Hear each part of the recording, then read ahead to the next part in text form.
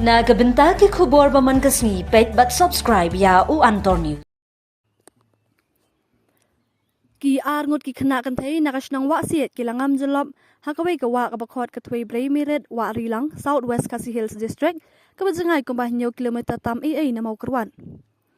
Ka telong khubor belayo lum naki pulit lai thu ba kani ka jingjia klajia ka singi ublei ka arwai tarik ya yong arja upsau hakapor ko ba arbaje ni arsteng no phaisngi kat ba kini ki ngut ki khana kidang ya jingi hakathui brei miret wa rilang.